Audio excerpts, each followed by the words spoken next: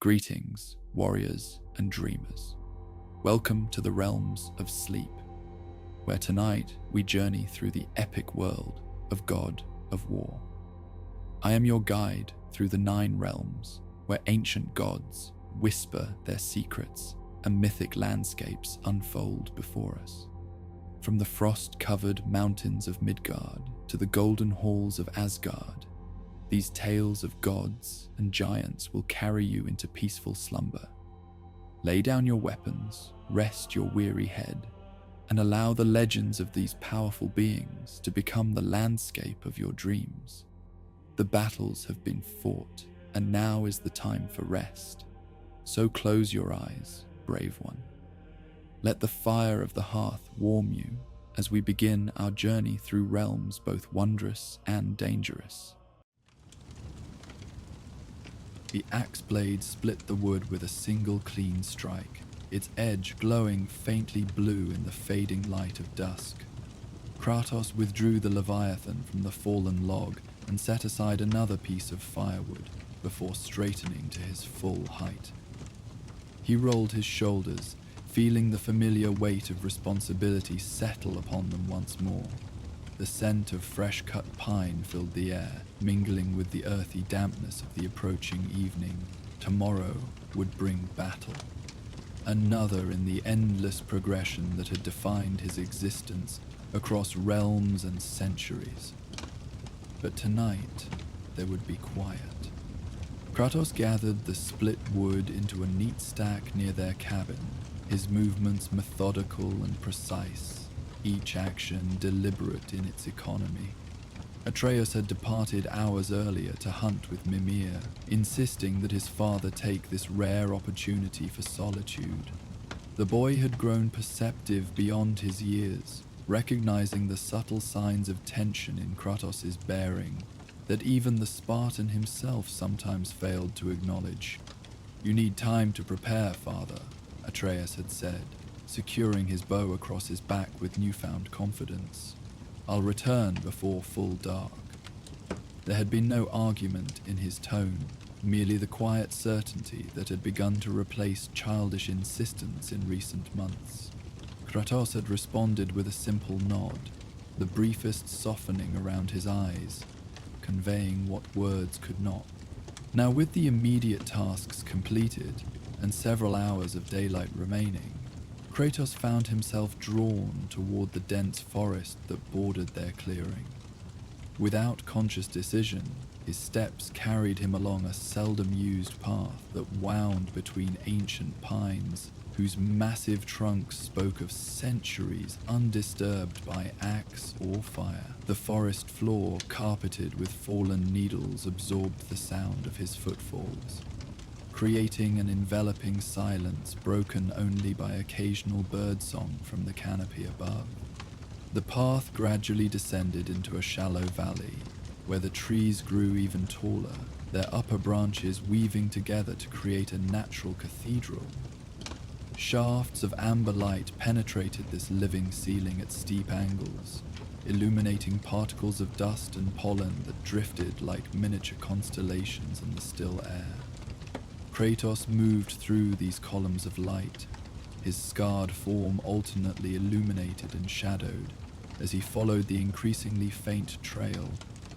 After nearly an hour's steady progress, the forest opened unexpectedly into a perfectly circular clearing. At its center lay a small pond, its surface so still it appeared more like polished obsidian than water. The clearing was ringed by 12 massive pines of identical height and girth, spaced with such precise regularity that no natural process could have arranged them. Yet Kratos detected no evidence of human construction. No cut stumps or cleared undergrowth, merely an ancient silence that suggested this place had existed, undisturbed since long before Norse gods had claimed these lands. Mimir had once spoken of such places, natural convergences where the boundaries between worlds grew thin without active manipulation by gods or magic. The old Northmen called them still points, the severed head had explained, neither one realm nor another, but perfectly balanced between. They sought them out for meditation before significant battles, believing such locations offered clarity unattainable elsewhere. The clearings seemed to exist in a pocket of deepened silence. Even the bird song that had accompanied Kratos' journey faded at its perimeter, replaced by a quiet so profound it seemed to possess physical weight. The air hung motionless, undisturbed by even the gentlest breeze, as if the very elements recognized the sanctity of this unexpected sanctuary. Kratos approached the water's edge with instinctive caution, born from centuries of encountering seemingly peaceful locations that concealed deadly threats. Yet his well-honed senses detected no danger, no lurking draga, no hidden traps, no magical wards designed to ensnare unwary travelers. There was only the profound stillness, a quality of silence he had rarely encountered since leaving the chaos of the Greek world behind. The pond's surface reflected the circle of ancient pines and the deepening blue of the sky above with mirror-like perfection. As Kratos stood at its edge, his own reflection materialized on the water. The stark white skin marked with its vivid red tattoo, the heavy musculature shaped by warfare rather than display, the weathered face with its perpetually furrowed brow and eyes that had witnessed too much death to ever fully embrace peace. Without conscious thought, Kratos removed his battle-worn boots and set them aside, then lowered himself to sit cross-legged at the pond's edge. The ground beneath him felt unusually warm despite the late season, as if some hidden source of heat rose from deep within the earth. He placed his palms on his knees and straightened his spine, assuming a posture he had not adopted since his earliest training days in Sparta, when meditation had been taught alongside swordcraft as essential discipline for warriors. The stillness of the clearing seemed to deepen around him, air pressure subtly shifting, as if the place itself recognized his purpose and responded accordingly. The surface of the pond remained undisturbed, not even the faintest ripple breaking its perfect reflectivity. Overhead, the sky continued its gradual transition toward evening, clouds taking on amber and rose hues that intensified with each passing minute. Kratos closed his eyes and directed his attention inward, toward the steady rhythm of his breathing. Inhale through the nostrils, slow and controlled. Brief pause at full capacity. Exhale through slightly parted lips, measured and deliberate. With each cycle, he allowed his awareness to sink deeper, past the immediate sensations of body and environment, toward the underlying currents of energy that had fueled his battles across multiple realms. The rage was there, as always, a molten core at the center of his being that had fueled impossible victories against gods and monsters alike. Once, he had surrendered himself completely to this internal fire, allowing it to consume reason and restraint in exchange for the terrible power of unbridled fury. The ghost of Sparta had been birthed in that surrender, a weapon of vengeance whose effectiveness was matched only by the devastation left in his wake. But now, with eyes closed in perfect stillness, Kratos observed this rage with detachment, recognizing its nature without allowing it to define him completely. The journey with Atreus had taught him what centuries of warfare could not, that rage untempered by purpose served only itself, a hunger never satisfied regardless of how much destruction it consumed. True strength emerged from control rather than surrender, from harnessing rather than unleashing. "Restraint," he whispered, the single word barely disturbing the profound silence. The coming battle would demand everything he possessed, all the skill, power, and tactical acumen developed across his long existence. Yet victory would depend not on how completely he abandoned himself to rage, but on how precisely he directed it. Like a smith channeling the forge's heat to specific purpose, rather than allowing it to consume the workshop entirely. As his meditation deepened, Kratos became aware of subtle changes in the clearing around him. Though his eyes remained closed, his other senses detected shifts in the quality of silence, not intrusions upon it, but variations within it, like different shades of the same color. The atmosphere seemed to thicken slightly, gaining texture without losing its essential stillness, and within this textured quiet, he began to perceive what might be described as whispers, though no actual sound disturbed the air. These impressions arrived not through conventional hearing, but through some deeper form of perception, as if the clearing itself communicated directly with his consciousness. Bypassing ordinary senses entirely, the whispers carried no distinct words in any language Kratos recognized, yet they conveyed meaning nonetheless. Impressions of ancient battles, long forgotten by living memory, of warriors who had sat precisely where he now sat, preparing themselves for conflicts whose details had faded into myth. Through these soundless communications, Kratos perceived a recurring pattern across centuries and cultures. The recognition that a warrior's greatest battle always occurred internally, before any external conflict began. The Northman had understood this, as had his own Spartan ancestors, though they expressed this wisdom through different symbols and traditions. The still point before battle determined its outcome more surely than any weapon or strategy employed. Once combat commenced, Kratos' breathing had slowed to barely perceptible rhythm, his massive frame so completely motionless he might have been mistaken for one of the stone monuments scattered throughout these Norse lands. The sun continued its westward journey, its direct light now blocked by the surrounding pines, casting the clearing into premature twilight, while the sky above remained brilliantly illuminated. This contrast between darkened ground and radiant heavens created an unusual quality of illumination, as if the clearing existed between day and night simultaneously. In this liminal light, the whispers grew more distinct, occasionally forming recognizable words in ancient Greek, terms for concepts central to Spartan warrior philosophy that had no direct equivalents in other languages, terms that described specific states of mind considered essential for those who routinely faced death in combat.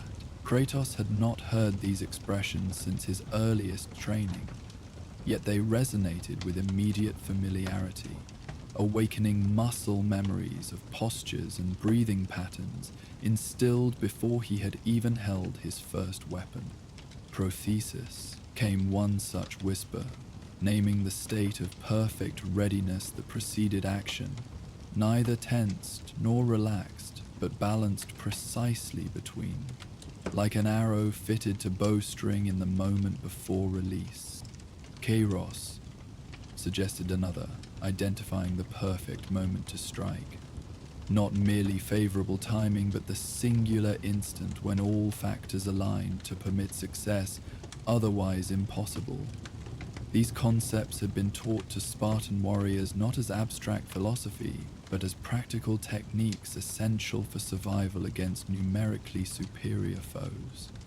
Yet their deeper significance extended beyond tactical advantage to touch the fundamental nature of human action in relation to time and consequence. The warrior who understood Kairos comprehended something essential about existence itself, the way critical moments functioned as hinges upon which entire futures pivoted. As these ancient teachings resurfaced in Kratos' consciousness, he felt something shift within his approach to the coming battle. The opponents awaiting him possessed advantages that could not be overcome through mere physical prowess or tactical planning.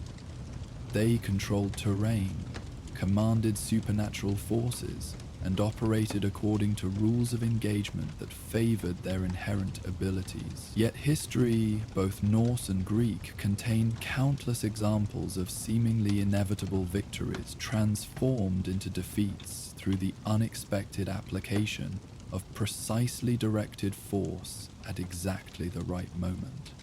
Kairos, the perfect instant when a single action could collapse an entire structure of apparent advantage.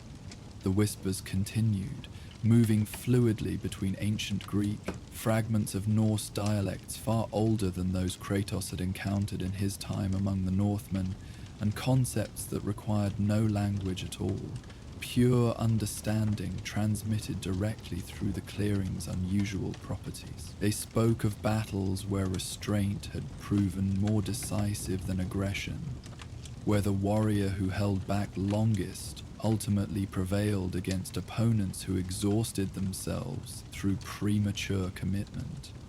This wisdom resonated with Kratos' evolving understanding of combat since beginning his journey with Atreus. Increasingly, he had found victory through observation and calculated response rather than overwhelming initial attack. The boy had influenced this transformation without direct intention, his presence requiring considerations beyond Kratos' personal survival or the immediate defeat of enemies. Protection demanded anticipation. Teaching required demonstration of principles beyond mere effectiveness. The water before Kratos remained perfectly still despite the deepening evening, its surface unbroken by insect or wind. Yet as his meditation continued, subtle changes appeared in his reflection, not physical alterations, but shifts in how the water portrayed his familiar features. The red tattoo seemed less stark against the white skin, as if the contrast had softened without either element changing its essential nature. The perpetual furrow between his brows appeared smoother, suggesting not absence of concern, but its transformation into focused attention. Most notably, his eyes in the reflection conveyed something rarely present in his actual expression. A quality of contained awareness that encompassed both immediate tactical assessment and broader strategic understanding. Neither harder nor softer than his typical gaze, but somehow more complete, as if perceiving multiple layers of reality simultaneously without becoming distracted by any single element. Kratos recognized this expression from rare glimpses caught in still water or polished metal, during moments of perfect clarity that sometimes arose amid battle's chaos. Is represented not what he typically was, but what he could be when all aspects of his nature aligned towards singular purpose. Rage neither suppressed nor surrendered to, but channeled with absolute precision, experience applied without being limited by past patterns, strength measured perfectly to necessity, rather than exhausted through excessive application. The light continued to shift as true twilight approached, the sky above transitioning from brilliant blue to deeper purples and indigos. Stars appeared individually, then in small clusters, their reflections materializing in the pond's surface until Kratos seemed to sit suspended between two star fields, one above, one below. The 12 massive pines surrounding the clearing remained visible primarily as darker silhouettes against the deepening sky, their precise arrangement creating a sense of deliberate witnessing, as if they served as conscious guardians rather than mere vegetation. The whispers gradually coalesced around a specific memory, not from Kratos' Greek past, but from more recent experience in these Norse lands.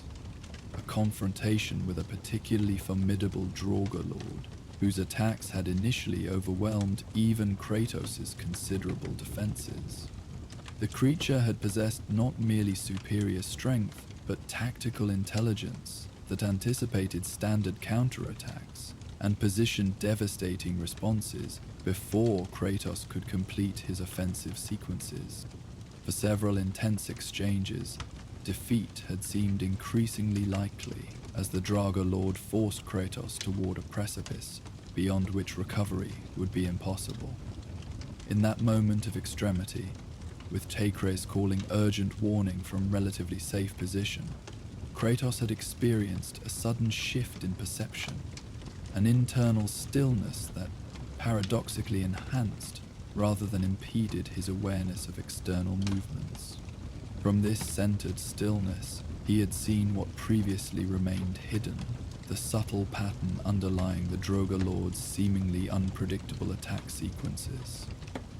Not random combinations, but precisely ordered series, each maneuver setting up specific responses that would trigger the next devastating attack. Recognizing this underlying structure allowed Kratos to interrupt the pattern at its most vulnerable transition point, transforming desperate defense into decisive victory through minimal movement applied with perfect timing.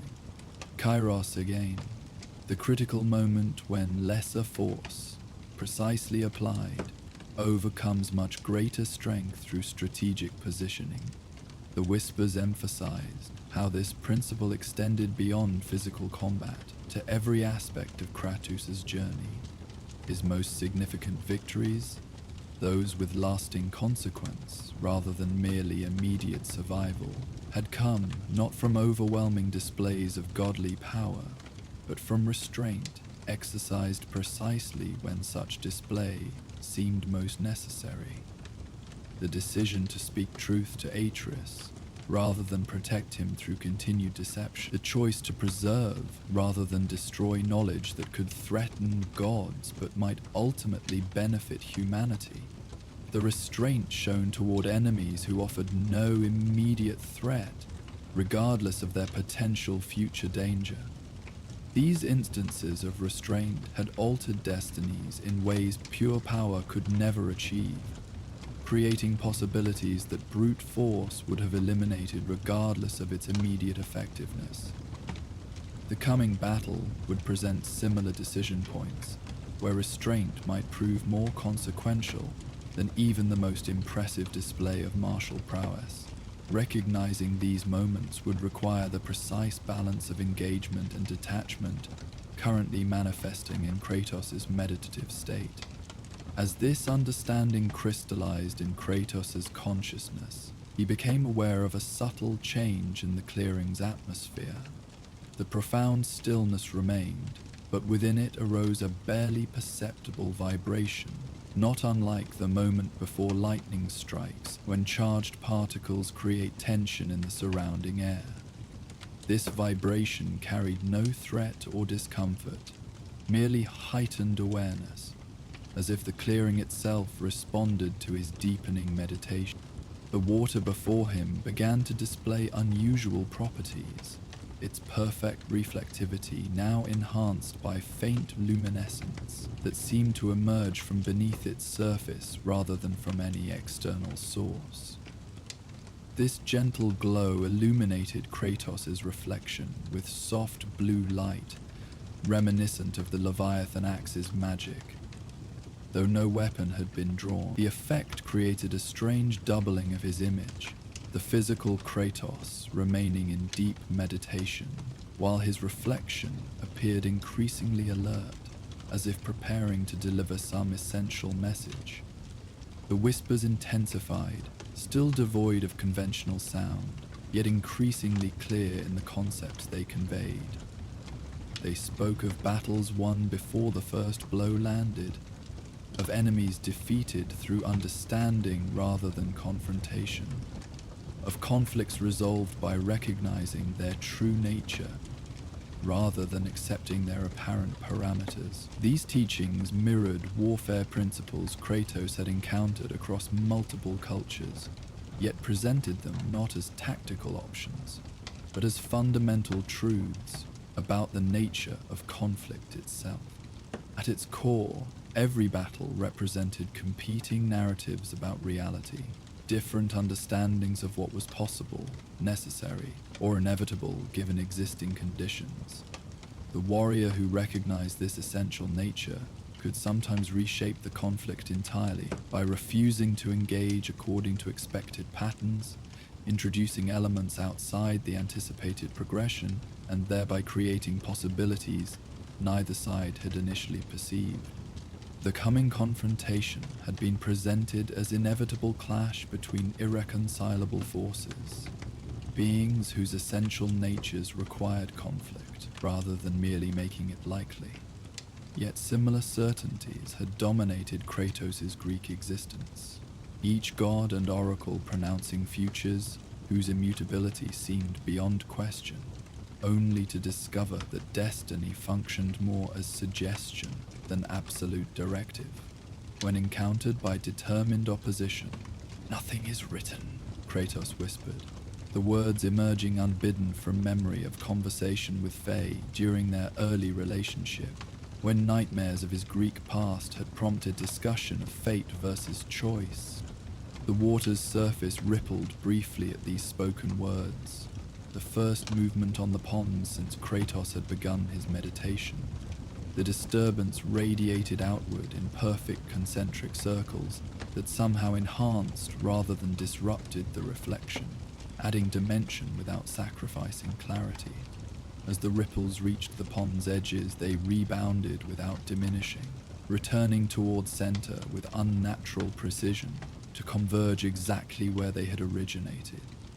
This convergence created momentary column of suspended droplets rising from the pond's surface, water defying gravity briefly before collapsing back with gentle splash that sent new ripples outward.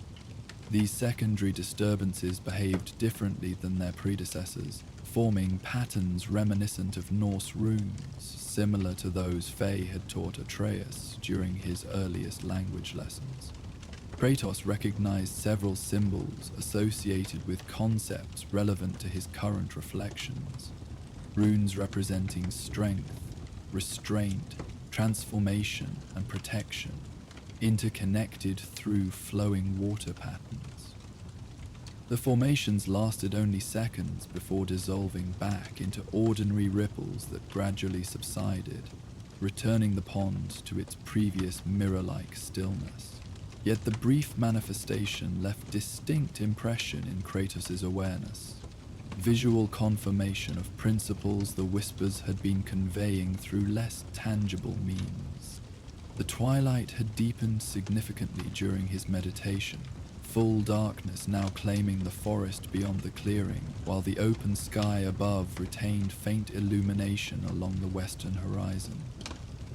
Stars filled the heavens in brilliant profusion, their cold light creating subtle illumination that rendered the clearing visible in monochromatic tones. Shadows and highlights without the intermediary gradations of normal dusk. This stark lighting emphasized the perfect symmetry of the 12 surrounding pines, whose massive trunks now appeared as sentinels, maintaining deliberate vigil around the still point at the clearing's center. In this deepening night, Kratos' meditative awareness expanded beyond the clearing to encompass the forest surrounding it, perceiving currents of life and movement largely imperceptible to ordinary consciousness. Nocturnal creatures emerged from daytime hiding, their activities creating complex patterns of interaction that maintained forest equilibrium through countless individual decisions rather than centralized direction. Predator and prey, scavenger and seed carrier, each fulfilling specific function within larger system, whose overall balance depended on no single component, yet required all. This ecological awareness offered unexpected perspective on the coming battle and its potential consequences. The Norse gods, like their Greek counterparts, positioned themselves as essential maintainers of cosmic order, suggesting their defeat or displacement would necessarily result in chaos and suffering throughout realms they claimed to protect.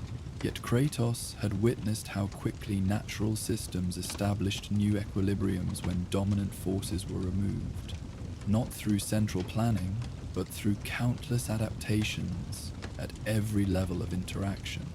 The forest neither required nor acknowledged divine oversight. Its complex balance maintained through relationships established over millennia of evolution rather than conscious design.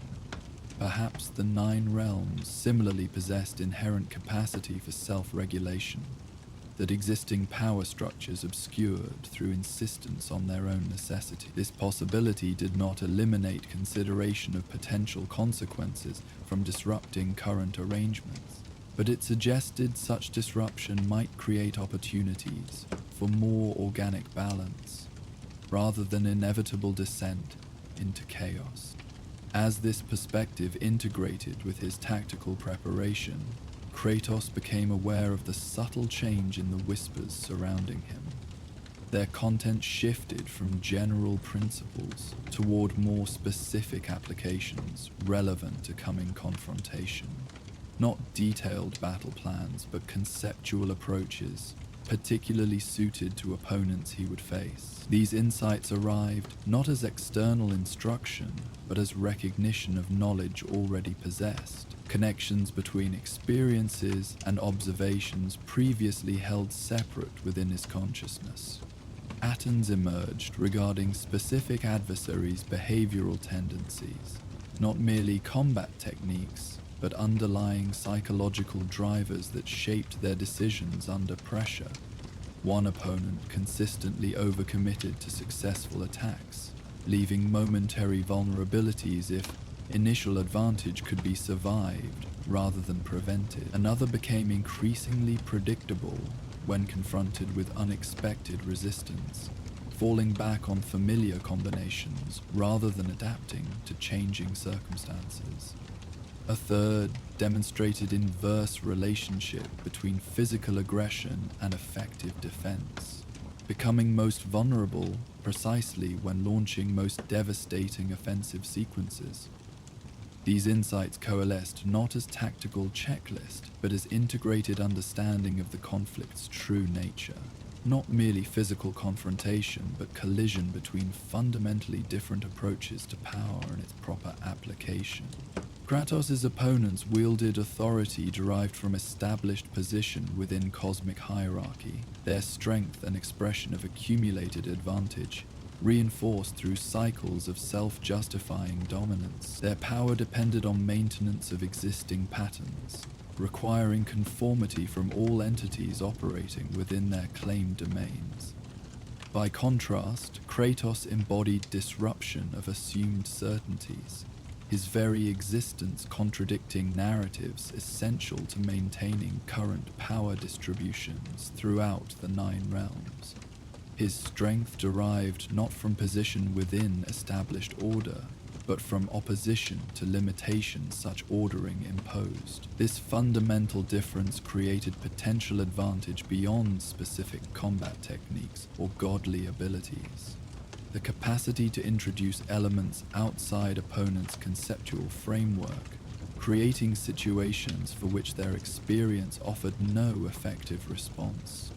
The whispers suggested approaching the coming battle not as contest between comparable forces operating according to shared understanding, but as introduction of fundamentally different possibility into system designed to eliminate such alternatives before they fully manifested. Like introducing new species into isolated ecosystem, the most significant advantage lay not in direct competition with established dominance, but in exploiting niches their very dominance prevented them from recognizing as significant. As Kratos absorbed these insights, the pond before him demonstrated another unusual property. Its surface remained mirror still, yet the reflection it displayed no longer matched the physical reality of the clearing. Where actual stars filled the night sky overhead, the reflection showed brilliant daylight with scattered clouds moving rapidly across blue expanse, as if the water somehow connected to different time or place. despite maintaining perfect reflective property. Within this daylight reflection appeared images not present in the physical clearing, brief glimpses of figures and locations relevant to coming conflict, shown not as continuous narrative, but as significant moments frozen in perfect clarity before dissolving into ripples that resolved into new scenes, equally temporary yet precisely detailed. Some showed familiar locations from perspectives Kratos had never physically occupied. Others revealed unknown settings populated by beings he recognized from previous encounters, or Mimir's extensive descriptions.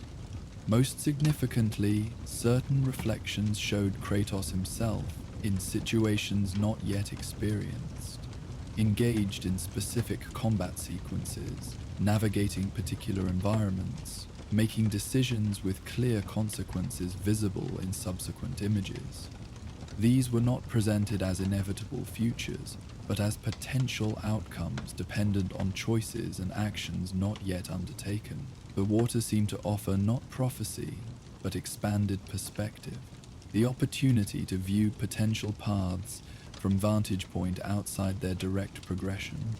Throughout these shifting reflections, one element remained consistent.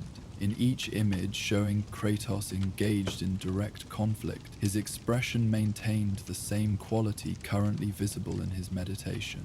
Neither surrendered to rage nor detached from necessary action, but perfectly balanced between engagement and observation. This consistency suggested successful integration of insights gained during this twilight communion with the clearing's ancient wisdom.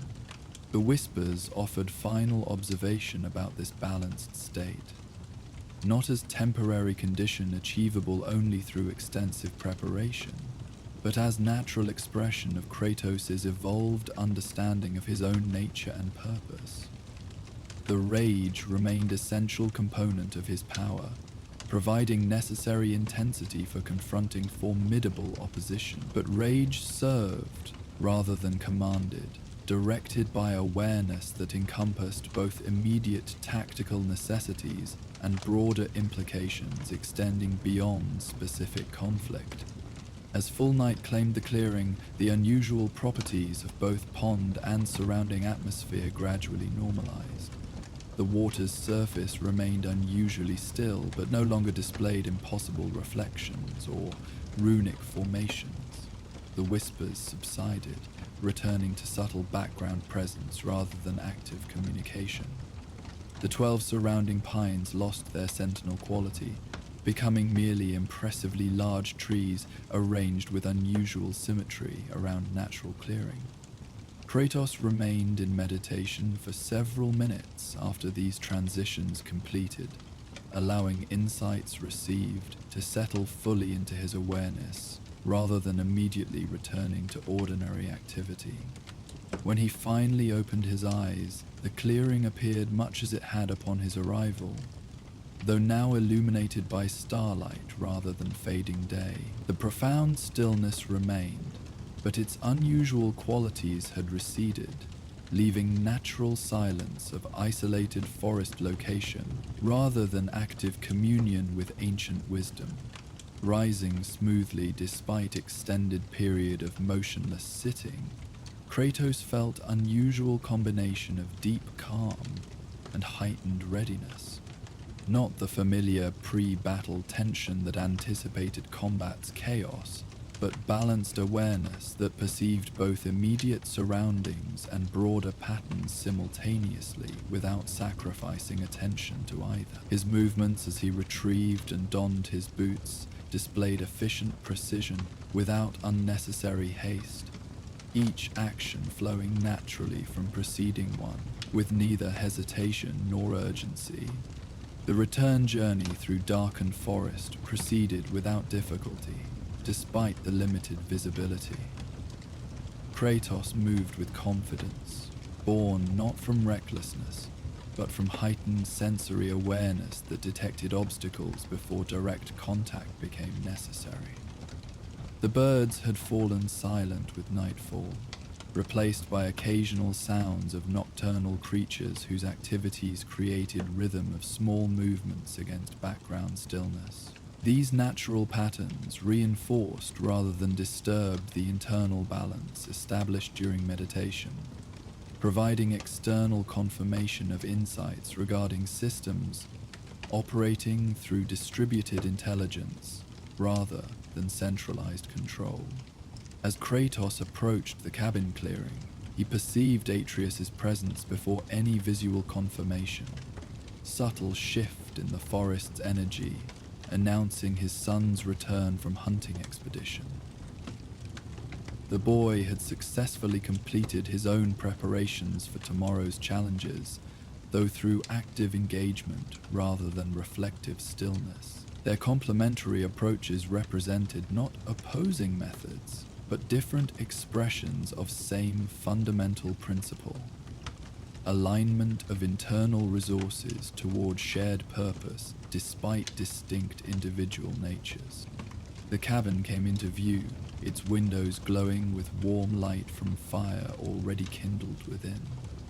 Smoke rose from the chimney in straight column that dispersed only at considerable height, indicating unusually still air throughout the forest. As if in confirmation of this observation, the clearing surrounding their dwelling displayed perfect quietude. Even nocturnal insects temporarily silent as Kratos emerged from the tree line. Atreus stood at the cabin's threshold, outlined against interior light, his posture conveying successful completion of his assigned tasks without need for verbal confirmation. The boy's developing sensitivity to his father's moods allowed immediate recognition of the change meditation had produced.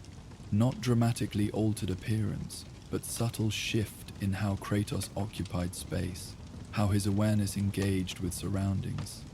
"You found a still point," Atreus observed quietly as Kratos approached, demonstrating knowledge gleaned from Mimir's extensive teachings. Kratos acknowledged this perception with slight nod, his expression neither confirming nor denying specific understanding of the term or its significance. "The hunt was successful?" he asked, noting game bag leaning against cabin wall. "2 hares and a grouse," Atreus replied, stepping aside to allow his father entry into their dwelling's warmth. "Clean kills, no waste. Mimir says we're ready." The severed head, positioned on table near hearth, offered a characteristic grin that somehow conveyed genuine confidence despite its macabre appearance.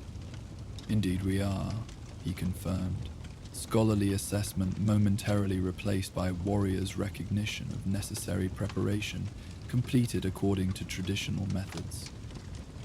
"I see the forest offered its wisdom, as the ancients claimed it would for those who approach correctly." Kratos made no direct response to this observation, moving instead to examine preparations already organized within the cabin. Weapons cleaned and positioned for easy retrieval, provisions packed for a journey of uncertain duration, protective gear arranged according to anticipated requirements. Each element reflected attention to detail that matched his own standards, demonstrating Atreus's growing maturity and developing judgment regarding practical necessities. "Tomorrow brings challenge," Kratos stated finally, acknowledgement rather than concern coloring his deep voice. "But tonight we prepare ourselves through rest as well as planning." Atreus nodded, his young face showing determination tempered by developing wisdom beyond his years. "The calm before battle is part of battle itself," he quoted. Phrase clearly absorbed from either Mimir's teachings or fragments of Faye's wisdom preserved in memory. "Indeed," Kratos confirmed, rare verbal acknowledgement indicating the concept's particular significance following his forest meditation. As they settled into evening routine, sharing simple meal, reviewing strategic considerations without attempting to anticipate every possible development, finally arranging sleeping furs near hearth's persistent warmth, The balance established during Kratos' communion with the forest clearing maintained its steady presence, not suppression of preparation or denial of coming conflict, but perspective that positioned specific battle within broader journey whose ultimate purpose extended beyond immediate victory or defeat. The fire burned steadily, neither flaring nor diminishing, but maintaining consistent illumination that pushed shadows to Cavanos's cavernous corners without eliminating them completely. This balanced lighting mirrored Kratos' internal state, awareness that encompassed both immediate tactical necessities and larger strategic considerations, both physical preparation and philosophical readiness. As sleep approached, Kratos gazed into the fire's steady flames, perceiving in their movement patterns similar to those displayed in the forest pond's unusual reflections. Not random fluctuation, but complex interactions, governed by principles that remained consistent despite continuously changing manifestation. Tomorrow would bring circumstances impossible to predict completely, regardless of preparation. Yet underlying patterns would persist beneath apparent chaos, recognizable to perception, balanced between engagement and observation. The calm he had established would not prevent battle's intensity, nor eliminate necessity for decisive action when circumstances demanded immediate response. But this calm would provide foundation from which such intensity could emerge without consuming its own purpose, from which decisions could arise based on actual developments rather than automatic reactions to anticipated threats. Rest, he instructed Atreus, who maintained alert posture despite evident fatigue from day's activities. Tomorrow's challenges require tonight's recovery. The boy nodded acknowledgement, settling onto his sleeping furs with soldier's discipline that nonetheless contained child's trust in parents' guidance. Within minutes, his breathing settled into sleep's regular rhythm, face relaxing to reveal a momentary glimpse of innocence, not yet completely displaced by harsh realities of their journey through increasingly dangerous territory. Watching his son's peaceful sleep, Kratos experienced momentary connection between present circumstance and forest whispers, emphasis on protection extending beyond immediate survival. Each battle fought, each victory secured, each challenge overcome, all served purpose larger than continuation of their individual existences. Choices made tomorrow would establish patterns extending far beyond specific conflict, potentially altering relationships between realms in ways that would persist long after current combatants had passed into memory or myth.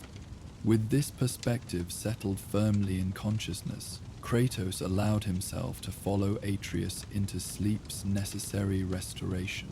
His transition lacked the instantaneous quality of exhaustion's collapse, but proceeded with deliberate surrender to natural rhythm, consciousness gradually withdrawing from external awareness toward internal processes essential for maintaining peak capacity. Even this withdrawal maintained balance rather than completeness, preserving sufficient alertness to respond immediately should unexpected threats emerge during night's vulnerable hours. As the fire settled to steady embers, casting subdued glow throughout the cavern's interior, the forest surrounding their isolated dwelling maintained uncommon stillness, as if honoring preparation completed according to ancient principles. Tomorrow would bring movement, conflict, and necessity for decisive action amid unpredictable developments, but tonight offered perfect stillness within which strength could gather, purpose could clarify, and determination could align with deeper understanding of what truly mattered beyond immediate victory. In this profound calm before inevitable clash, Kratos had found not absence of preparation, but its essential foundation, the stillness from which true power emerged. guided by purpose greater than mere survival or vengeance. Whatever tomorrow brought, he would meet it not as rage embodied, but as purpose directed, his considerable strength applied with precision, born from clarity rather than desperation. The night deepened around their cabin, stars wheeling slowly overhead in patterns ancient yet ever-changing, constant yet continuously in motion. Within this eternal rhythm, father and son slept peacefully, gathering strength for challenges whose specific nature remained unknown, but whose purpose had clarified during communion with wisdom older than gods themselves. The calm before the clash had become not merely prelude to battle, but essential component of whatever victory might emerge from coming conflict. Balance that allowed full commitment without surrender to blind fury that had once defined the ghost of Sparta, but now served rather than commanded the man and father Kratos had become.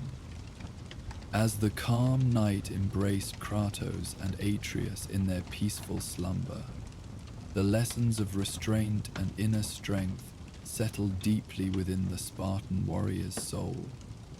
The battle that awaited them would come with the dawn, but the wisdom gained in that tranquil grove would remain, becoming not just a moment of preparation, but a foundation for what was to follow. For in the journey of a warrior, each battle shapes not only the present, but echoes into the future, creating a legacy that extends far beyond the clash of weapons or the defeat of enemies. As Kratos had discovered in his meditation by the still waters, true strength lies not only in how one fights, but in why, and in what remains when the fighting ends. The midnight air hung still over the hillside, carrying neither the scent of pine nor the subtle warnings of approaching storms that Kratos had grown accustomed to reading. Instead, it held only silence and the faint metallic tang that always preceded battle. He had climbed this rise alone, leaving Atreus sleeping beside the dying embers of their camp, the boy's chest rising and falling with the deep, untroubled rhythm of youth. Even Mimir, secured to Kratos' belt during their travels, had been left behind, propped against a fallen log where he had drifted into whatever passed for sleep among the consciously severed. From this vantage point, Kratos could survey what would soon become their battlefield, a vast clearing bordered by ancient pines and weather-worn boulders that seemed to have been placed by deliberate hand rather than nature's random scattering. The full moon hung overhead, impossibly large in the night sky, bathing the landscape in silver light that transformed ordinary terrain into something almost otherworldly. Shadows pooled like ink between trees and rocks, creating patches of perfect darkness amid the moonlit expanse. Tomorrow, these peaceful grounds would echo with the sounds of combat, the clash of weapons, grunts of exertion, perhaps even the death cries of those who stood against them. But tonight, this place existed in perfect stillness, as if time itself had paused to allow for reflection. Before the inevitable chaos of conflict, Kratos settled himself on a flat boulder, his movements deliberate and controlled, despite the weariness that had begun to seep into his bones after days of travel. Age did not diminish him as it might ordinary men, but centuries of battle exacted their toll nevertheless, not in physical decline, but in the weight of memory, the accumulation of moments that could never be undone or forgotten. He closed his eyes, not seeking sleep, but rather a different kind of stillness, the internal quiet that allowed for clarity amid the constant vigilance that had defined his existence for as long as he could remember. The coming battle was not one he had sought, yet neither could it be avoided. Another necessary step in their journey, another challenge to be overcome through strength and strategy rather than retreat. When he opened his eyes again, his gaze traveled instinctively toward their distant camp where his son slept. Though hidden now by distance and darkness, Atreus remained at the center of his thoughts. The unexpected purpose that had emerged from chaos, the legacy that now defined his every choice and action. Not merely blood and name, but something far more complex and meaningful than the warrior had ever imagined possible for himself. "What manner of heritage am I creating for you, boy?" he murmured into the silence, words barely audible even to his own ears. The question had no simple answer, no straightforward resolution that could be achieved through force of will or strategic planning. Unlike enemies that could be defeated through combat or obstacles removed through strength, the legacy he would leave his son existed in a realm beyond physical control, shaped by choice and circumstance alike, by intention, and by the unintended consequences of necessary action. The moon's light caught the pale scars that marked his skin, permanent reminders of chains once bound to his flesh, of oaths made and broken, of gods betrayed and destroyed in righteous vengeance. Each mark told a story that Atreus would one day need to understand, pieces of a past that could neither be escaped nor entirely overcome, merely acknowledged and carried forward with whatever wisdom experience might provide. From the distant trees, an owl called, "Tukodule." 3 soft notes that pierced the silence before fading back into night's embrace. Kratos tilted his head slightly, listening for threats disguised as natural sounds, finding none, then returning to his thoughts. The owl hunted as he had once hunted, with singular focus, without remorse, taking what was needed to survive without questioning the right to do so. But he was no longer that hunter. No longer the weapon forged in rage and honed by manipulation. The changes had come gradually, almost imperceptibly at first, until one day he had looked upon his sleeping son and realized that survival alone was no longer sufficient purpose.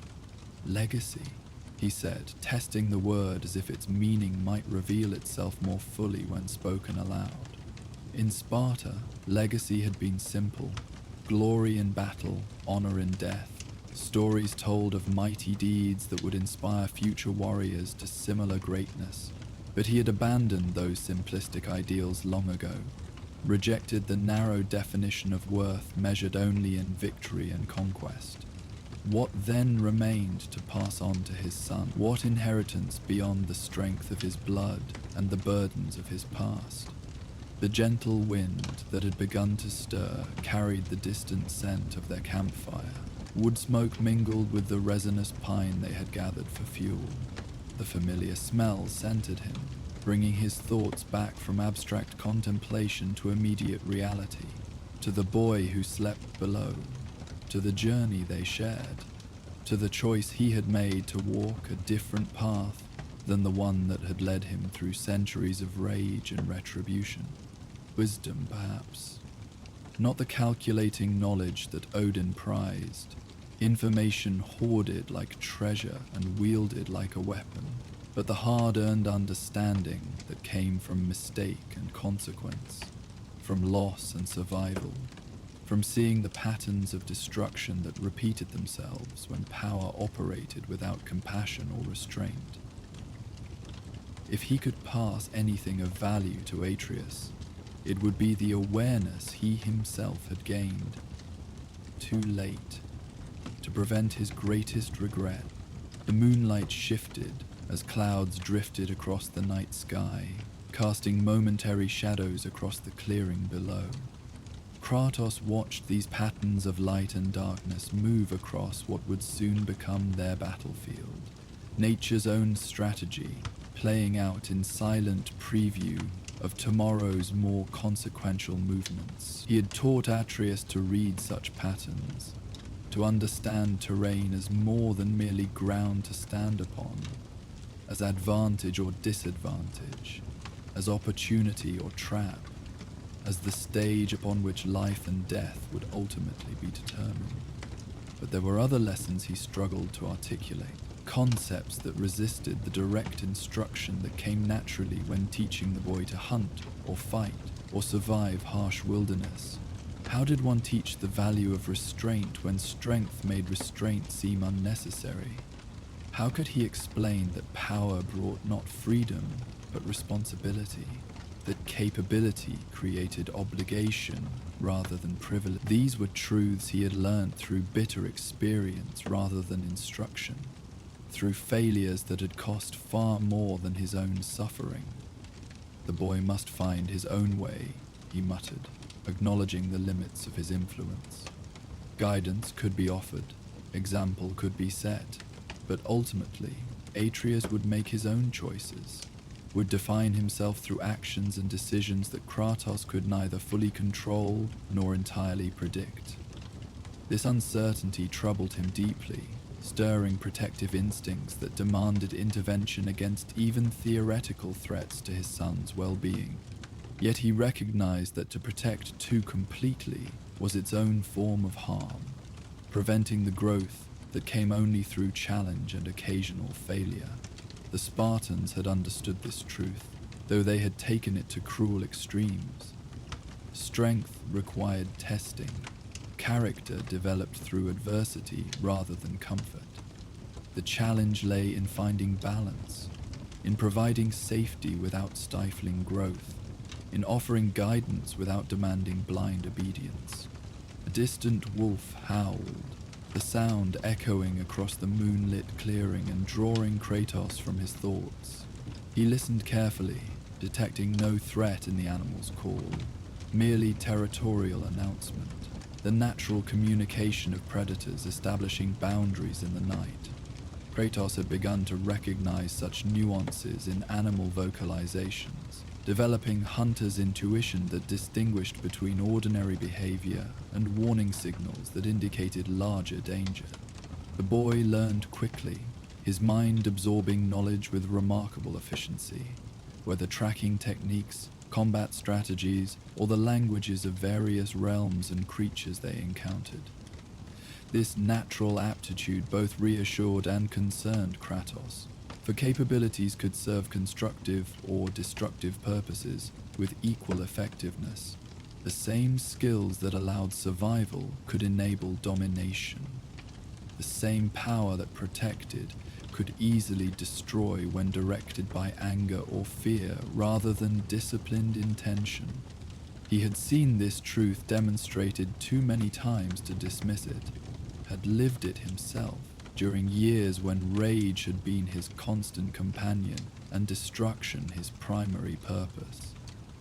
The memory of that time brought no pride, only grim acknowledgement of lessons purchased at terrible cost.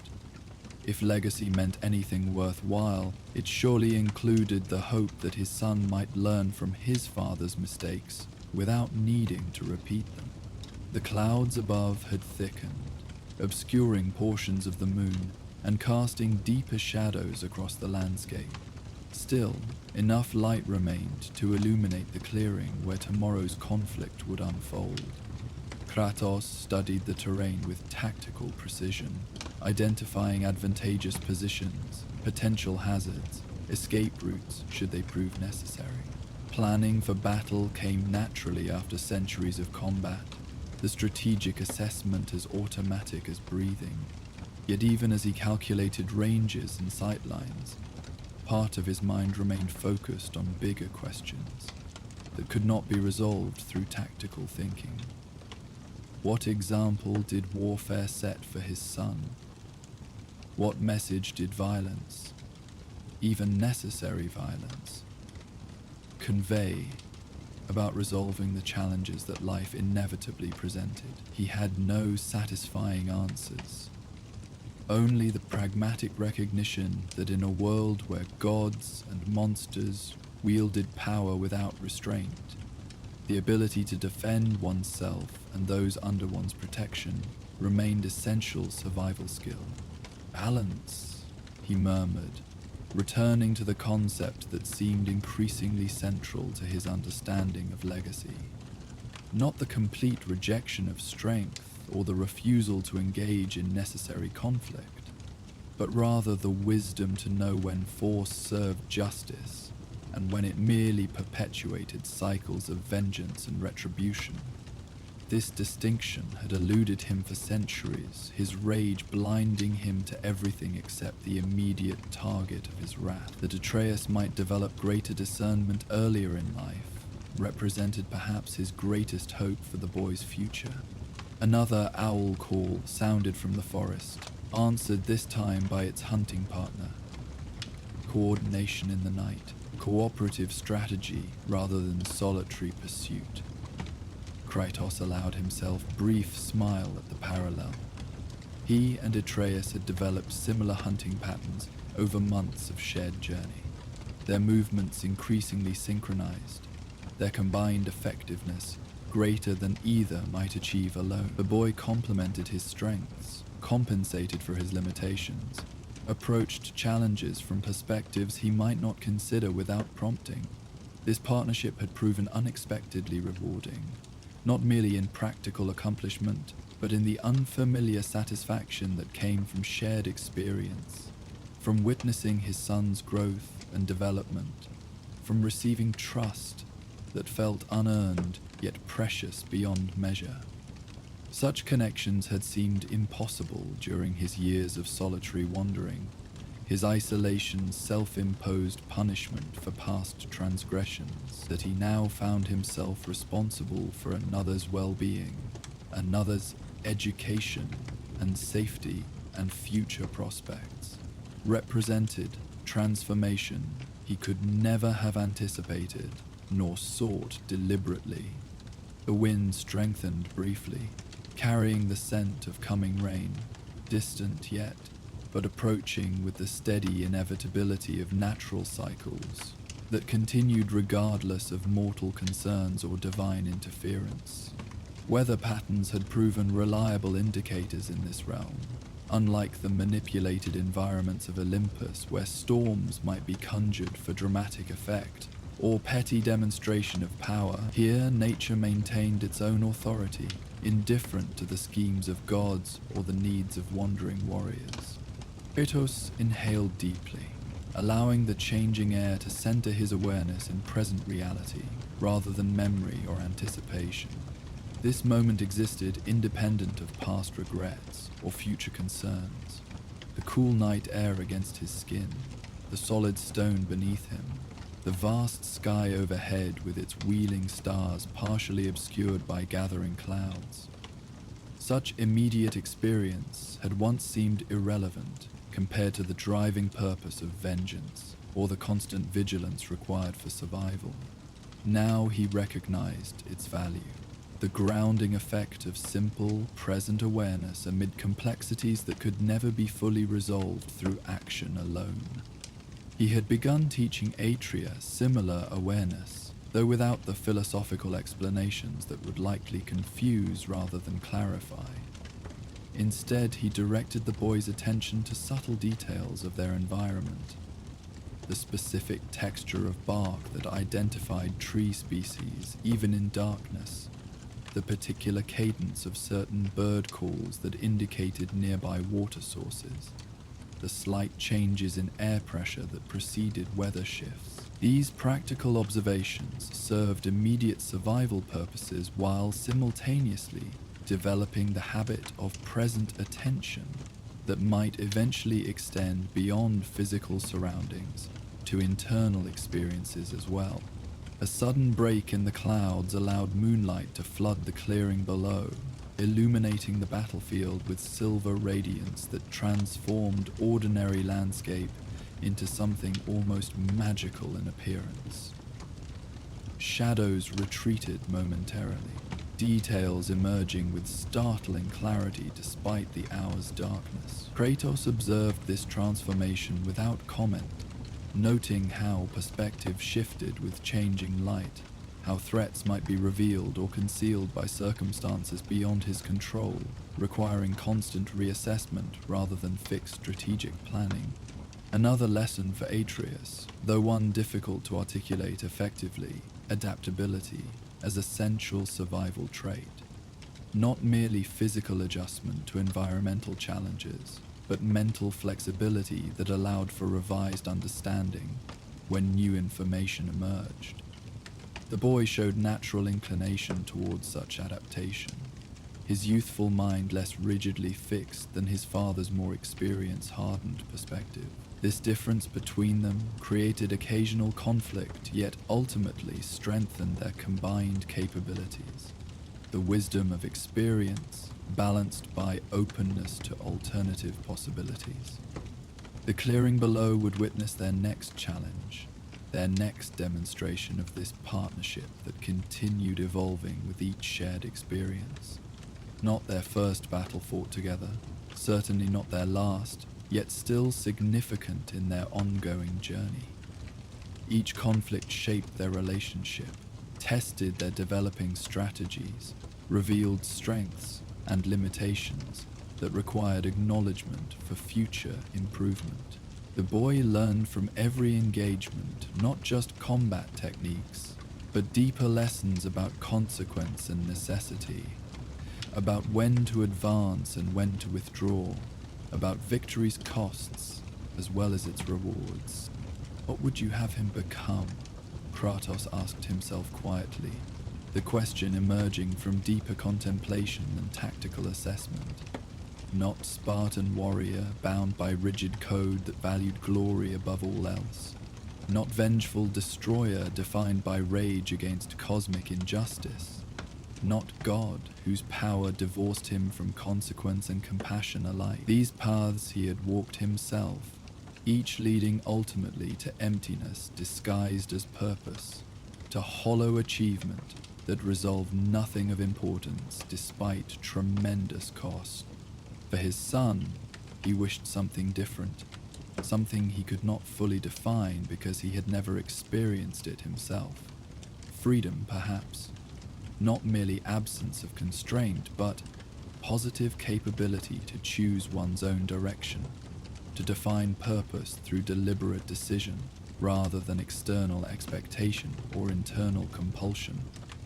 The legacy of choice rather than predetermined destiny, of self-determination rather than inescapable fate.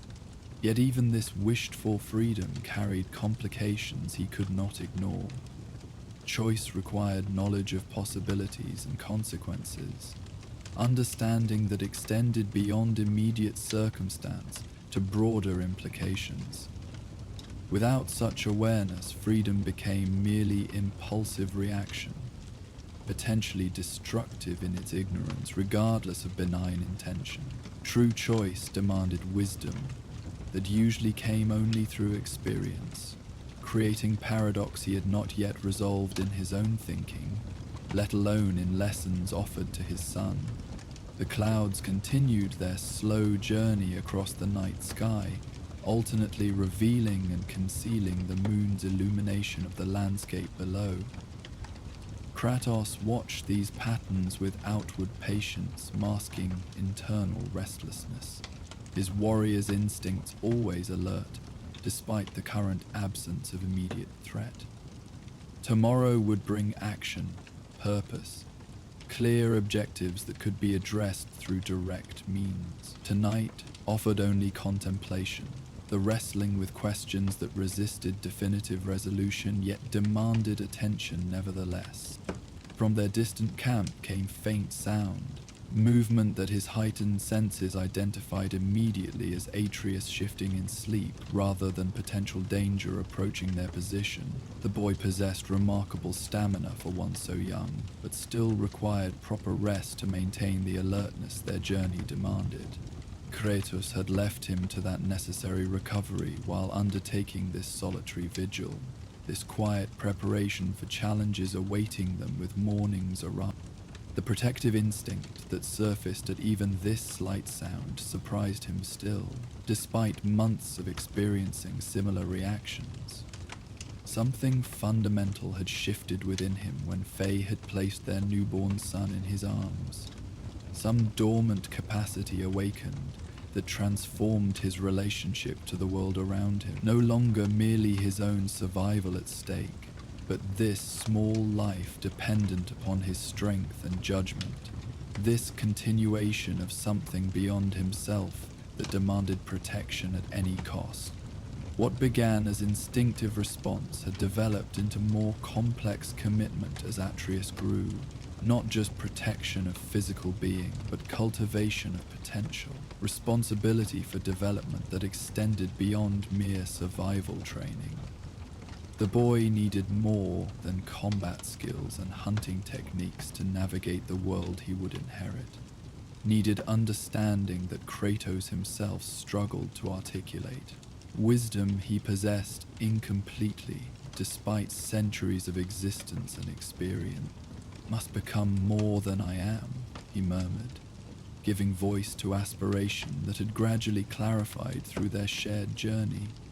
Not rejection of strength or capability, these remained essential in realms where threats lurked behind every peaceful moment, but transcendence of limitations that had defined his own existence for too long, the rage that had driven him, the vengeance that had consumed him, the isolation that had protected him from further loss while simultaneously preventing genuine connection.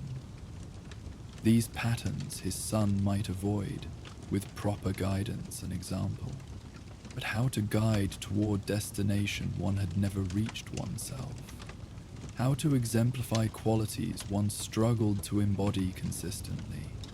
These questions haunted his quieter moments, emerging whenever battle's immediacy receded enough to allow deeper reflection. He had no satisfying answers, only the commitment to continue trying, to acknowledge his limitations without surrendering to them, to offer what wisdom he possessed while recognizing its incompleteness. The wind shifted again, bringing distant scent of water, perhaps river flowing beyond the forest's edge or small lake hidden among the trees. Atreus would notice such details immediately upon waking, his developing hunter's senses increasingly attuned to environmental information that might indicate game trails or fishing opportunities. The boy approached such practical matters with enthusiasm that occasionally required tempering eagerness that could lead to carelessness if not balanced with proper caution. Another aspect of legacy, not just knowledge or skill, but attitude toward their application, perspective that determined how capabilities would ultimately be directed. Enthusiasm served valuable purpose when channeled appropriately, providing energy for difficult tasks and persistence through inevitable setbacks. Yet it required balancing restraint, judgment that prevented reckless application or prideful overconfidence. Finding this balance had proven challenging for both father and son, their natural tendencies pulling in opposite directions. Kratos toward excessive caution born of bitter experience, Atreus toward eager engagement driven by youthful optimism. Their ongoing journey had gradually brought these tendencies into better alignment, each learning from the other's perspective, even while maintaining their distinct approaches. The boy had developed greater patience and strategic thinking. Kratos had rediscovered capabilities for trust and adaptation that years of isolated survival had nearly eliminated. Their combined strengths made possible achievements neither could have accomplished alone, not merely in physical challenges overcome, but in mutual development that expanded their individual capacities. This unexpected growth represented another dimension of legacy he had never anticipated. The reciprocal nature of teaching that transformed instructor as well as student. In guiding Atreus, he found himself examining assumptions long unquestioned, reconsidering perspectives that had hardened into certainty through repetition, rather than genuine understanding. The boy's persistent questions forced articulation of knowledge that had become instinctive, requiring conscious examination of principles and practices long taken for granted. Perhaps this too is legacy, he acknowledged quietly, recognizing the continuing influence they exerted upon each other through daily interaction and shared experience. Not merely what he gave to Atreus, but what he received in return. The renewed perspective, the challenged assumptions, the occasional moments of unexpected insight that emerged from viewing familiar world through his son's less hardened eyes. The clearing below remained peaceful under moonlight and shadow, showing no signs of the conflict that would transform it with tomorrow's arrival. Kratos studied its contours with tactical assessment temporarily set aside, allowing himself to appreciate the simple beauty of moonlight on frost-covered ground, the ancient trees standing sentinel around a natural arena where opposing forces would soon meet in necessary contest. Such moments of aesthetic appreciation had once seemed irrelevant luxury, distraction from survival's constant demands. Now he recognized their value, not merely as momentary respite, but as reminder of what ultimately warranted protection and preservation. He had begun pointing out similar moments to Atreus, directing the boy's attention to particularly striking vistas or unusual natural phenomena they encountered during their travels. Initially, he had framed these observations in practical terms: distinctive landmarks for navigation, weather indications for planning, geological features that might offer strategic advantage. Gradually, however, he had allowed himself more direct acknowledgement of beauty that existed independent of practical application. The particular quality of light filtering through forest canopy, the perfect symmetry of certain crystalline formations, the haunting calls of creatures communicating across vast distances. The boy responded to these observations with characteristic enthusiasm, his natural curiosity extending readily to aesthetic appreciation that required no practical justification. In this, as in many things, Atreus reminded Kratos of Faye, her capacity for recognizing beauty amid harshness, for finding meaning beyond mere survival, even in challenging circumstances. This shared quality between mother and son represented connection that transcended physical absence, legacy that continued despite death's apparent finality. She would be proud of him, he murmured, certainty replacing the questioning tone that often characterized his internal dialogue. Despite her absence, Faye's influence remained present in their daily lives, in the skills she had taught their son, the values she had instilled, the path she had prepared for their journey together. Her foresight continued guiding them long after her physical presence had ended, her planning extending beyond death's boundary in ways that still occasionally startled him with their thoroughness and precision. This too represented legacy of profound significance. The continuation of influence beyond physical existence, the enduring impact of choices made and values embodied. Not immortality as gods conceived it, with their desperate clinging to power and position, but genuine lasting effect through lives touched and changed, through knowledge shared and example provided. Faye understood this truth better than he had. Her preparations focused on what would remain rather than what would be lost when death eventually claimed her. The clouds had continued gathering while he sat in contemplation, the moon now visible only in occasional glimpses between darkening masses that promised substantial rain before morning. Such weather might affect tomorrow's battle, creating additional tactical considerations that would require adjustment to their planned approach. Muddy ground would slow certain movements, while potentially creating advantages for other maneuvers. Limited visibility would impact ranged attacks, while possibly enhancing surprise elements of their strategy. Kratos began calculating these potential adjustments automatically, tactical assessment never entirely abandoned, despite his philosophical wanderings. This capacity for simultaneous consideration of immediate practical concerns, alongside deeper questions, characterized his developing approach to their journey, neither purely strategic nor entirely contemplative, but rather integration that acknowledged both dimensions as essential aspects of meaningful existence. He had been teaching Atreus similar integration, guiding the boy toward balanced perspective that neither disregarded practical necessities nor limited consideration to immediate concerns alone. This middle path required constant adjustment, regular correction when natural tendencies pulled toward either excessive practice. The boy learned quickly but inconsistently, his developing wisdom showing through in unexpected moments while familiar limitations reasserted themselves during times of stress or excitement.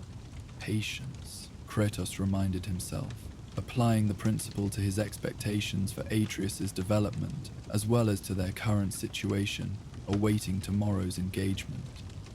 Growth required time. Understanding emerged gradually rather than through sudden transformation. His own progress toward balance had taken centuries and remained incomplete. The boy's journey towards similar wisdom would necessarily include missteps and temporary regressions alongside genuine advancement. A sudden break in the clouds allowed moonlight to flood across the landscape once more, illuminating the clearing with silver radiance that emphasized its natural beauty while simultaneously revealing tactical features that would prove significant in coming conflict. This dual perception, appreciating aesthetic quality while calculating strategic implications, exemplified the integrated awareness he hoped eventually to develop more fully in himself and foster in his son. Legacy again, not just specific skills or knowledge, but approach to experience itself, perspective that determined how capabilities would ultimately be applied and for what purpose. Neither Spartan warrior's single-minded focus on victory, nor vengeful god's destructive rage, but something more balanced and potentially constructive. Strength directed by wisdom, power tempered by restraint, capability guided by consideration beyond immediate objective. The distant hunting calls had ceased, the forest falling into deeper silence as night creatures completed their activities or sought shelter from approaching weather.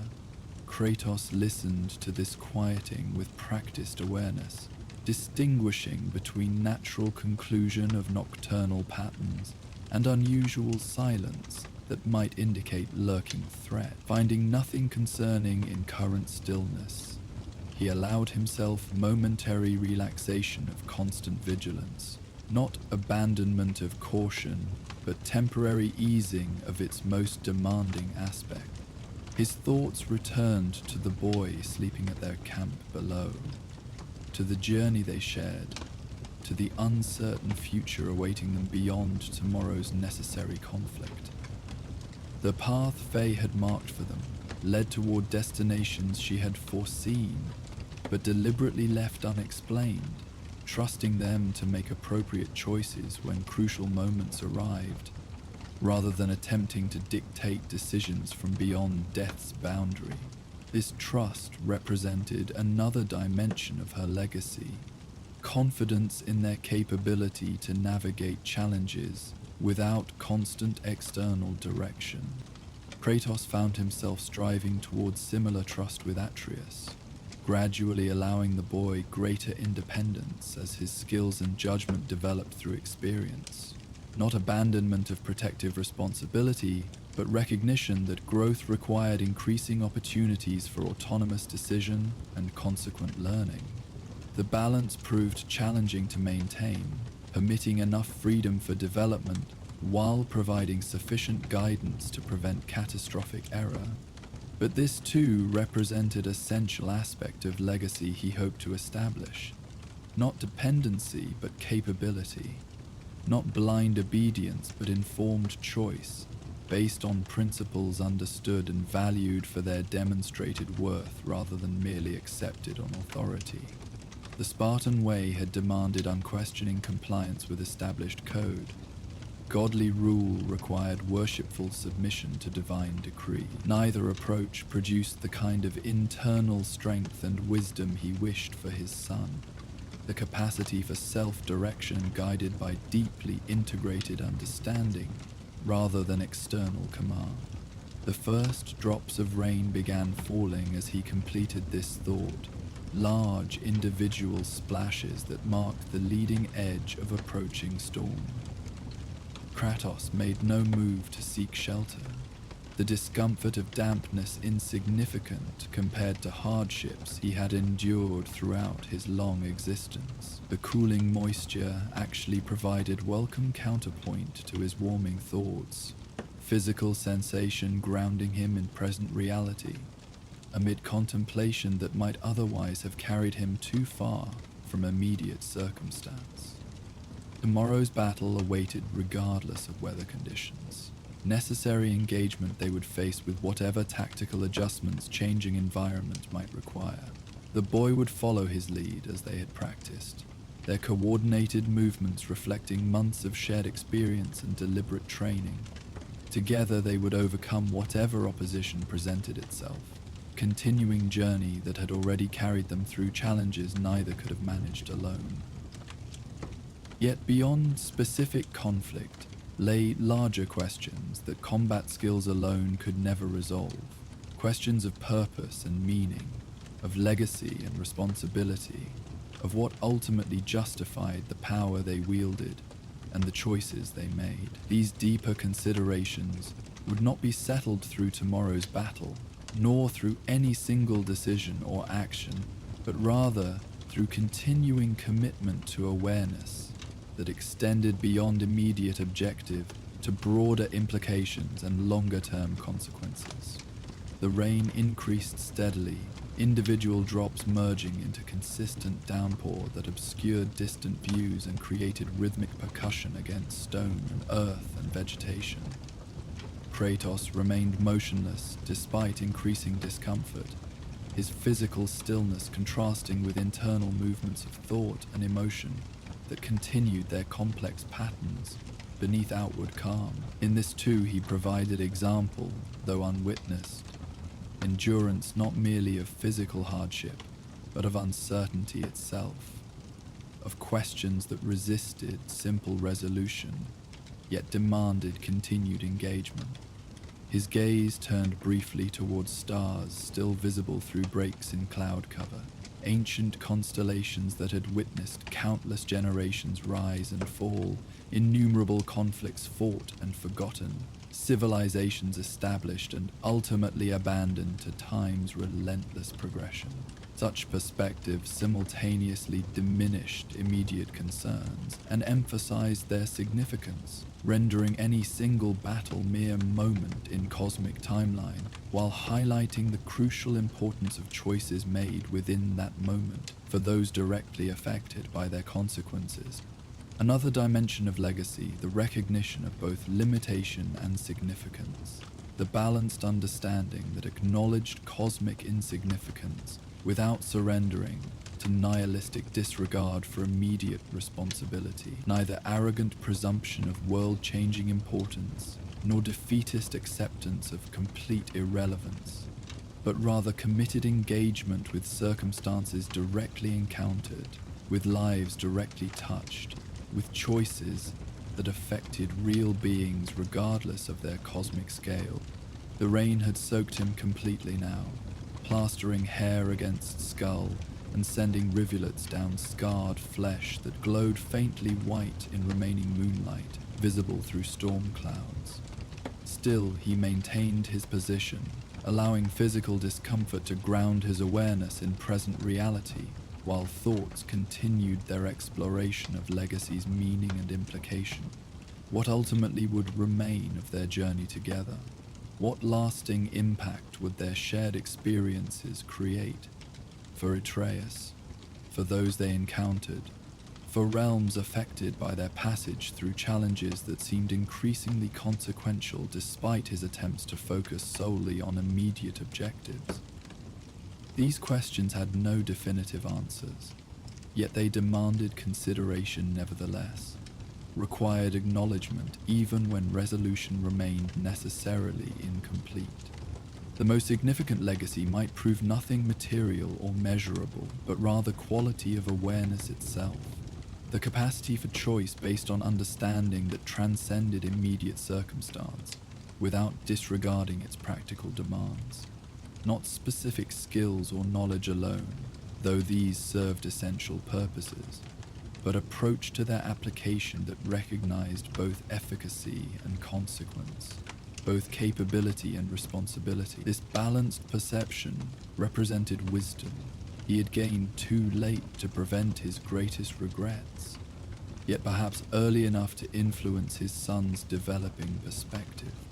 A sudden lightning flash illuminated the clearing below with stark brilliance, followed seconds later by thunder that rolled across the landscape with physical force he could feel through stone beneath him.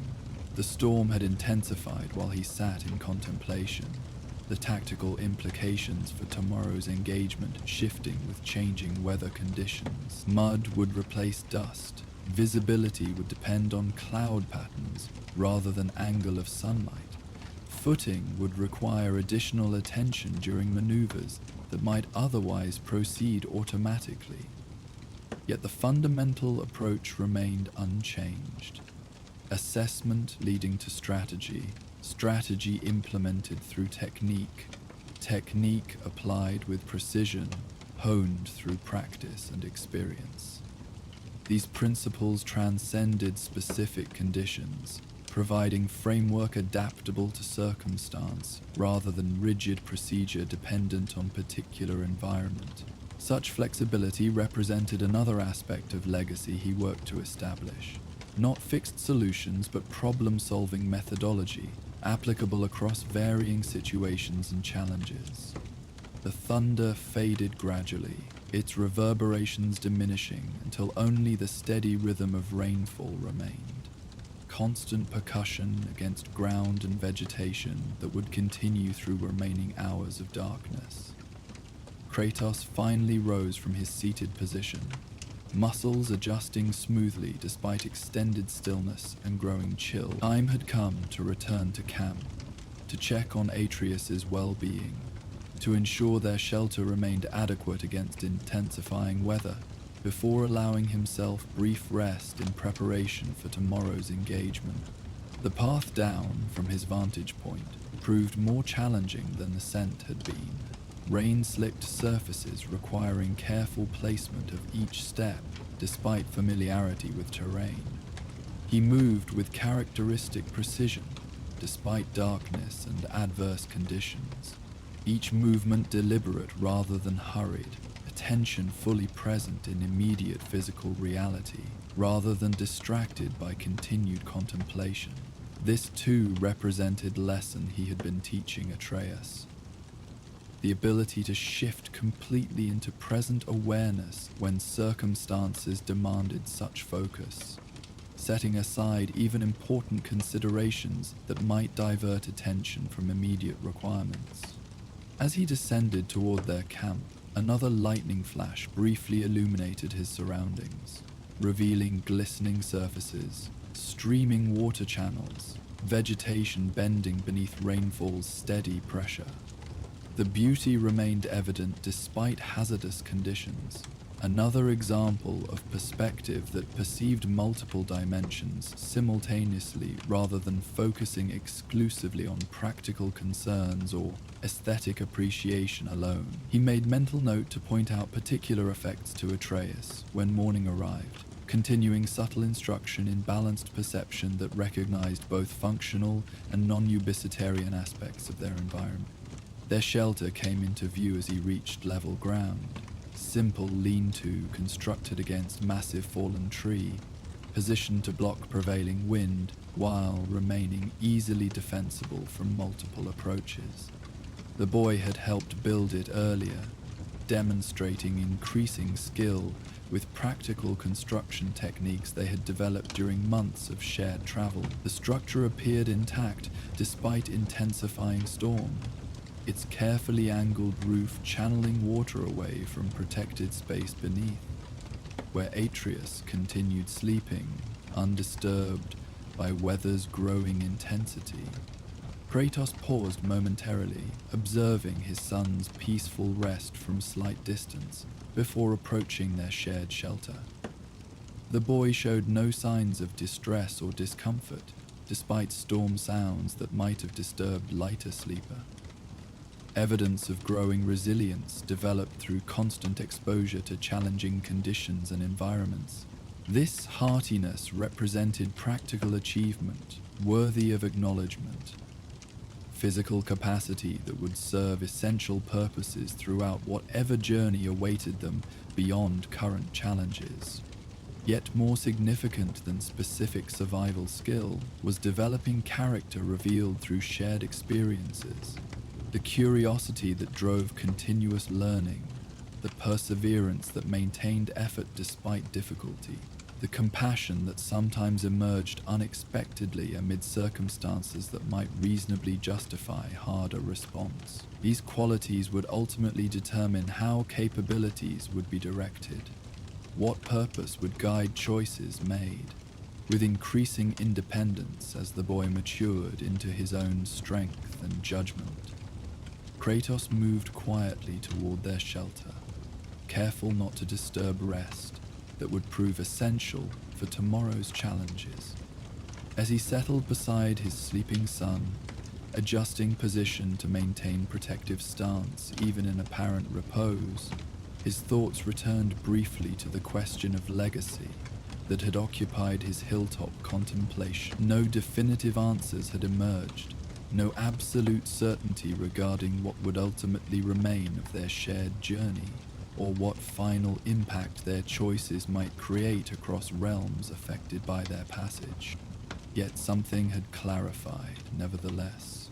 Recognition that legacy existed not merely in specific skills transmitted or knowledge shared, but in example provided through consistent choice and action, through values demonstrated rather than merely described, through approach to challenge that acknowledged both practical necessity and broader implication beyond immediate objective. This understanding offered no simple solution to questions that continued their complex patterns beneath outward calm, but it provided direction worth pursuing despite inevitable incompleteness of any final resolution. As rain continued steadily outside their shelter, Kratos allowed himself minimal relaxation of constant vigilance. Not surrender to vulnerability, but strategic conservation of energy required for coming challenges. Beside him, Atreus shifted slightly in sleep, unconsciously adjusting position to maintain connection with protective presence he had learned to trust, despite its sometimes stern manifestation. This simple movement carried significance beyond its apparent simplicity. Evidence of bond developed through shared journey that had transformed both participants in ways neither could have anticipated at its beginning. Tomorrow would bring necessary conflict, tactical challenges requiring full attention and coordinated effort. Beyond that immediate engagement lay continuing journey toward destinations not yet fully revealed or understood. Beneath these external movements flowed deeper currents of developing legacy. Not immortality as gods conceived it, but genuine lasting impact through lives touched and changed, through understanding developed and shared, through choices that acknowledged both capability and responsibility in balanced measure, worthy of the trust placed in their combined strength and judgment. The storm continued through darkness, rainfall gradually diminishing as night progressed, toward dawn that would eventually arrive with or without their readiness to meet its challenges. But they would be prepared nevertheless, not merely with weapons and techniques, but with perspective, shaped through shared experience and mutual influence that represented legacy, already in formation even as their journey continued toward whatever awaited them beyond current circumstance and immediate horizon. And so our journey through the realms draws to a close for tonight. May Hypnos, god of sleep, watch over you as you drift through dreams of legendary proportions. If these tales of gods and monsters helped guide you to restful sleep, consider supporting our journey by liking this video and subscribing to the channel. Your support gives me the strength to continue sharing these stories night after night. Remember, these videos play uninterrupted through the night, with no ads to disturb your slumber, just the soothing sounds of mythic realms to accompany your dreams. For those seeking passage to exclusive content, our Patreon offers early access to all videos and special playlists crafted to enhance your sleep. The link awaits in the description below. Until our next journey together, may your sleep be deep, your dreams be mighty, and your rest be undisturbed by the conflicts of gods and men. Sleep well, brave one.